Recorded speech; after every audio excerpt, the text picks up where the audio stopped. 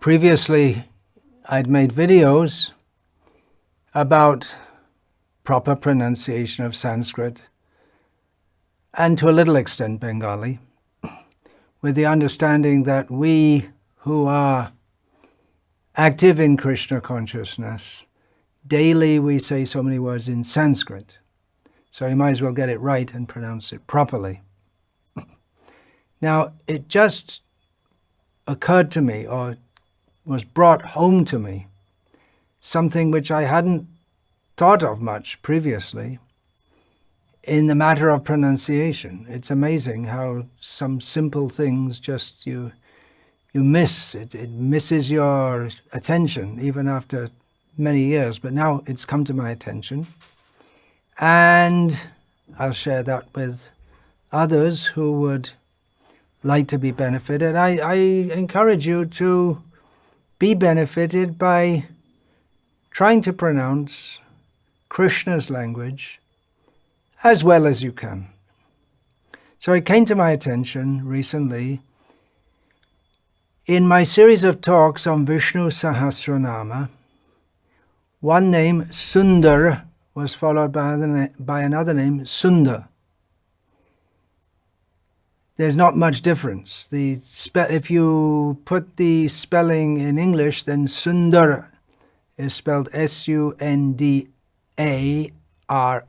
and Sunda is spelled Sunda. There's an Ra at the end of the first. It's a different meaning, and it's differently pronounced. In most Indian languages, especially North Indian languages, especially Hindi, the at the end of Sanskrit words, when they're pronounced in Hindi, as many of them are, they're standard part of Hindi, just like the word Sundar is a standard part of Hindi, meaning beautiful. It's a common name also. Then it's pronounced with the R pronounced at the end. We don't have that in English. If we say, for instance, the word farmer, what does it mean? F-H-A-R-M-A, farmer. Now I'm pronouncing the... farmer means that's sometimes used as a short term. Well, it's a generic prefix, I guess you could call it, a pharmacopoeia, pharmacy, pharmaceutical, pharmacist, and so on. And if you just pronounce it shortly, farmer. So it just sounds like an. There's also the word farmer, which is spelled differently, different etymology, completely different meaning. It means someone who does farming or who owns a farm. But in English, for all intents and purposes, the two words are pronounced the same. But as they're used in very different contexts, you wouldn't get mixed up about what they mean. Similarly, in English, we say the word toward, carbon.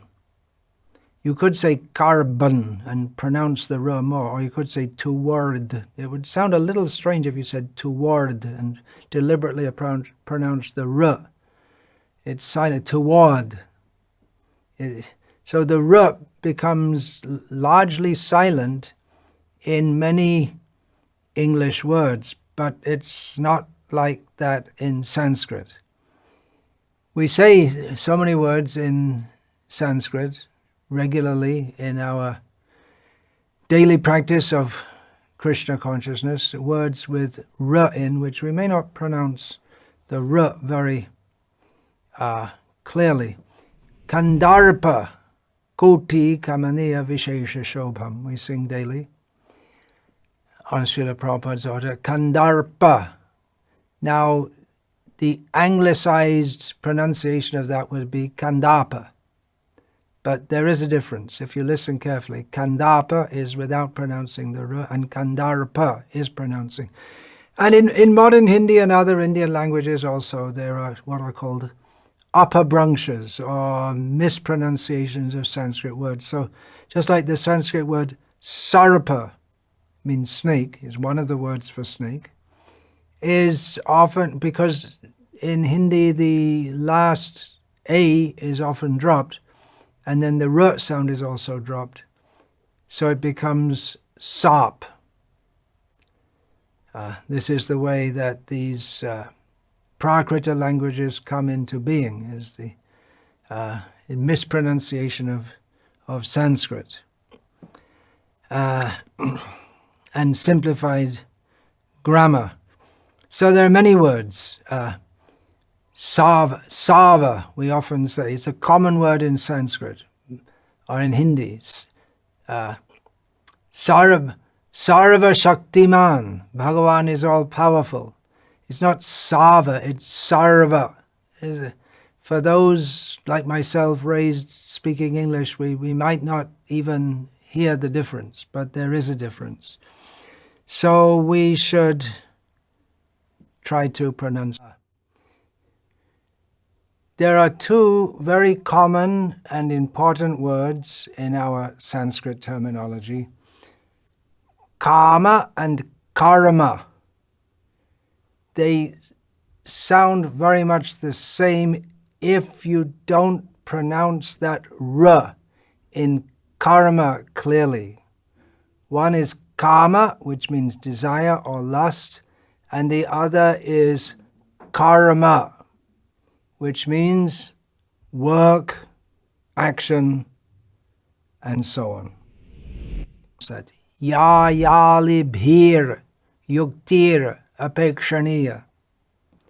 Ya yalibhir yuktir apekshaniya. So we may just leave out that r sound, but it's better to try to pronounce it. Ya yalibhir, not ya yalibhi. Another point which I've mentioned before concerning pronunciation is not to split words in the wrong place. As, for instance, in singing Shri Gurvashtakam, we often, just one example of many, we often hear devotees sing Shri Radhika Ma Dhavayorap. I'm extending the gap. But Shri Radhika Ma Dhavayor, they make a little gap for musical cadence or whatever. But actually it has to be pronounced as one word. Shri Radhika Ma Dhavayor. They don't make a gap between ma and dha. It can be done. It'll have to be done if you're.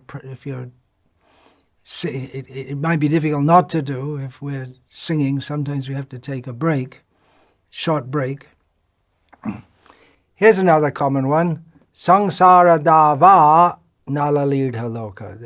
It's not proper. It has to be Sangsara dava nalalidha loka, or just in one continuous flow.